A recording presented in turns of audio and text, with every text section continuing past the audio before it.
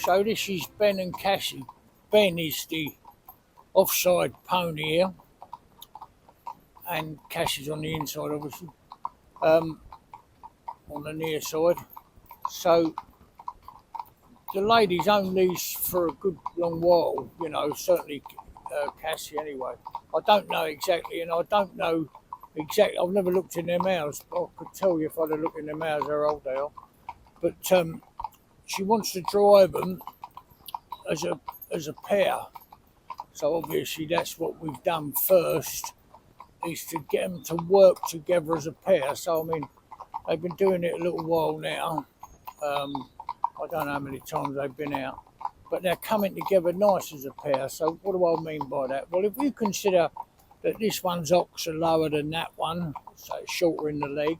But if you look at the pole chains there, yeah, like that, can you see they're both the same more or less? The traces are about the same, you know, so they're working well together. We haven't got one horse going too far forward where we've got to start worrying about altering coupling reins and, you know, putting more tension on this one and that one. So they've come together well. The funny thing is, they live together, know each other very well, but they don't really have, they seem to have, they don't need each other. They like each other's company, but they, horses, I call them like standalone. You know, they can have a mate, but they're perfectly capable of facing the world on their own. When you get one horse taken away, like Cassie come first, this bigger one on the inside, and then Ben come afterwards,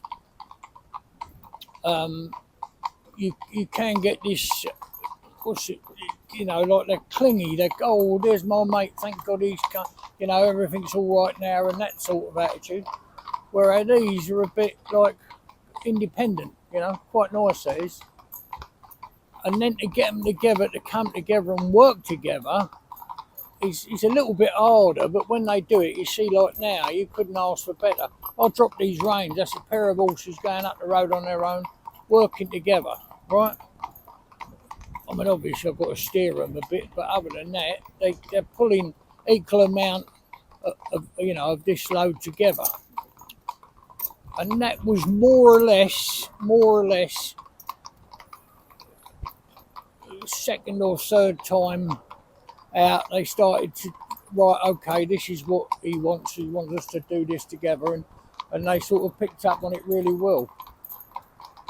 And two lovely, both of them, serious. I know I say this about all horses, but I do love them all.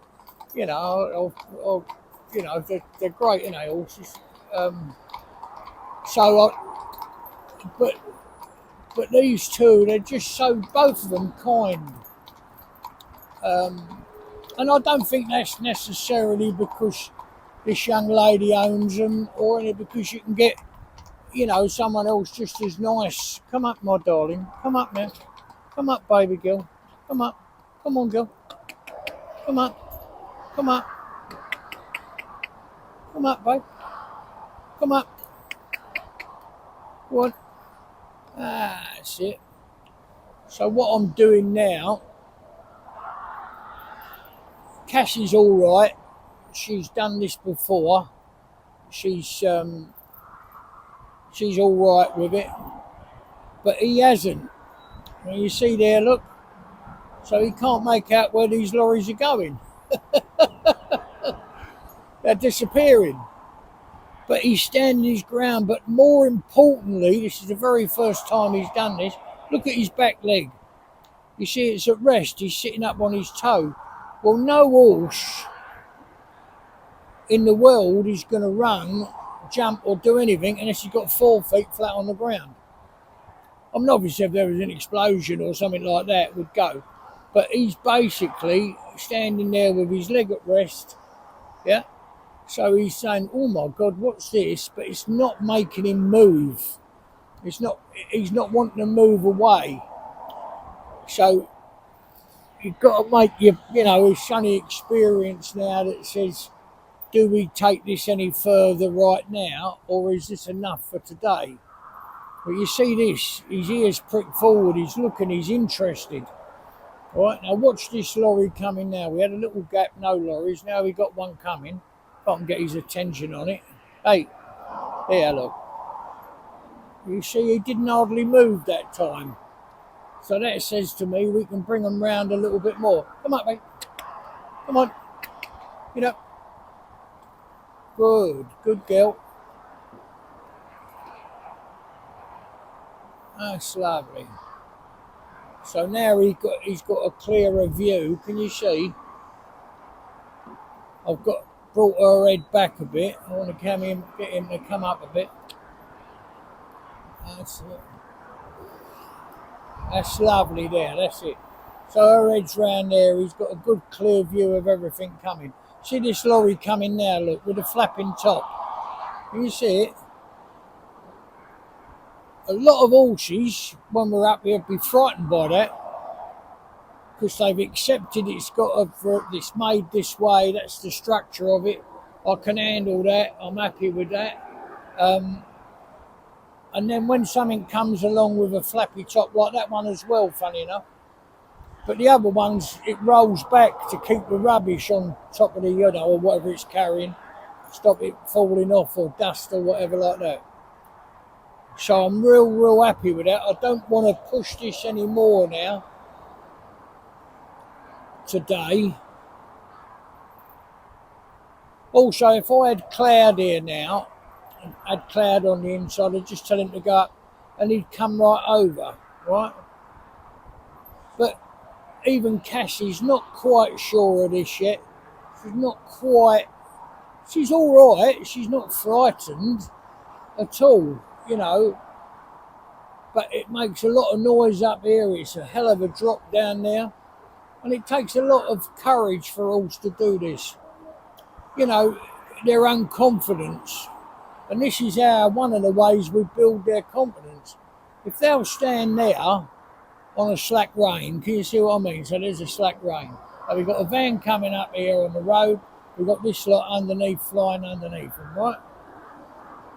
I think that's another lorry with a flapping sheet. No, it's a dust cart, right? So, you know, the dustbin men. So, there you go, like that, look, right? And they're both standing there. So there's nothing stopping them moving. But because I've asked them to do it, rather than push them and force them, they're standing there, happy. Now you say, well, I'll never do that. Well, that's just a silly remark to make. If you're out driving and you've got vehicles behind you and vehicles in front, and for whatever reason you are diverted, right, you could quite find yourself coming over a bridge like this. Now, if you're coming over a bridge like this, you might also have another problem where something overtakes something coming the opposite way, you know, misjudges it, and it comes the opposite way, and then you've got to come over here real tight, you know, and mount the curve. That happened to me. I've mentioned this 300 times if I've mentioned it once.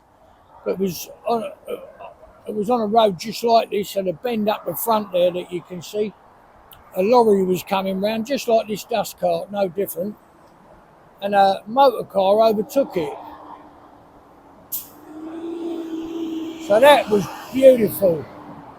You see the air brakes went off, made the pony have a little look, but it still stood its ground. It hasn't moved its feet. It's moved his head round to have a look, but and obviously it's got to move its head because we've covered its eyes up with the blinkers, haven't we? So to get a view of it, it's got to bring its head round. But that's just fantastic for me. You know, it pleases me so much that you know, we're able to do this with them and do it to make them safe, confident and happy. And they're entitled to be that. We only use rubber bits. Horses got a rubber bit in. The other reason this horse is here, the pony, it already was driving, but hadn't been in a pair, and it had never had a rubber bit. So now it's had the rubber bit in, and it's working well off of that. As I was explaining to you before, coming up the road, where it's had a stronger bit in, you think it would pull against it and get on and get a bit excited, but it hasn't.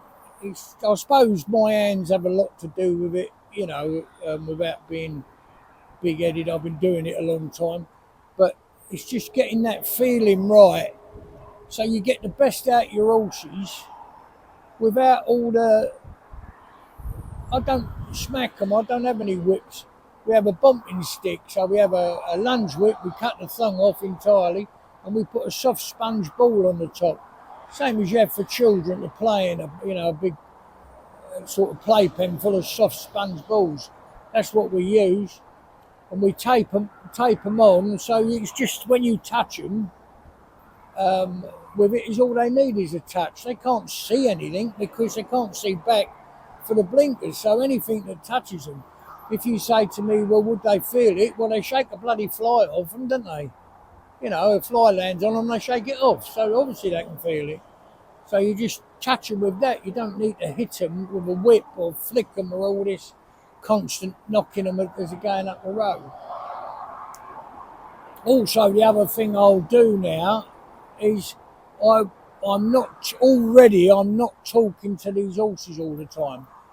We've got Cass that doesn't need it now. She's going, she's comfortable, not learnt everything yet, but she's well on the way to doing so, right? And the other one, we're not talking to, not come on my baby, there's a good boy, like that. We don't need that now. So already he started to build his own confidence. See this chap coming up here, look, on this bike. He's in his 90s and he's a paper boy. Yeah, he's in his 90s and he's a paper boy with his electric bike. Yeah, goes around all the villages delivering the papers. So there you are, that's a lovely, lovely thing. So it's a big, big lesson, yet we're only going to do a few miles, 3-4 miles. Say 4 miles. That's all we're going to do, all we need to do. Because they're both standing there quiet, I'm not hanging on their mouths. I've just shown you, I put the reins right down. This one here, look, you see the top of that lorry? That vibrating like that can frighten the life out of a horse. It's only because it can't understand why it's like that. They're funny creatures.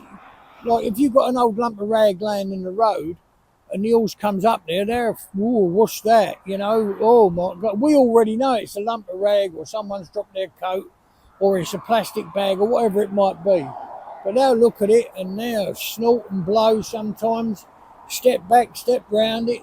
But what you've got to do is have the patience. I mean, you can't always do it because of the traffic. But you've got to have the patience to turn around, come back again, turn around, come back again after you've been past it. And when you get an opportunity to stop right by it and let them get down and sniff it and move it, then they won't bother again. They won't bother, yeah. So, lovely little pony. So they made quite a good pair, considering there's a big difference in height. I mean, this one's, I think, is 13.1, 13.2.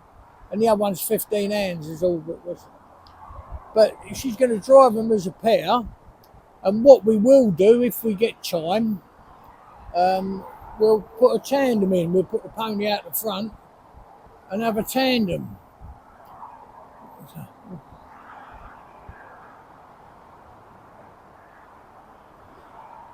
So that's lovely. We're just going to wait for these couple of lorries to come up. There's one lorry coming up here. We know it's coming this way because where they take the refuge to have it sorted is just up the road from behind us.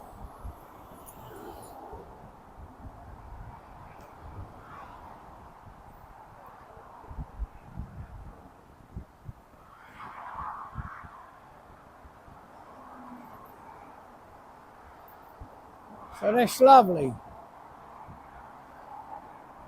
We're just going to wait for this other lorry to come round. I'm going to keep the pony's head over.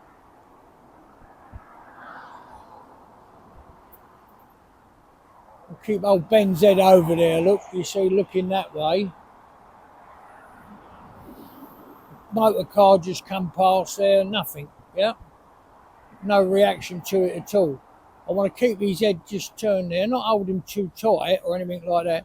I'm keeping his head turning so he can't see. Oh, we see it too late. But it's so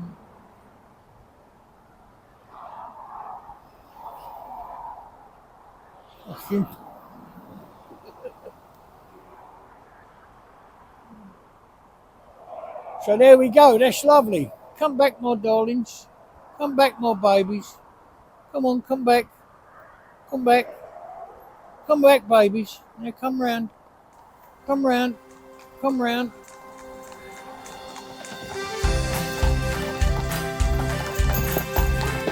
There's a smile on my face every time I hear that sound. The rhythm of the hooves as they touch the ground.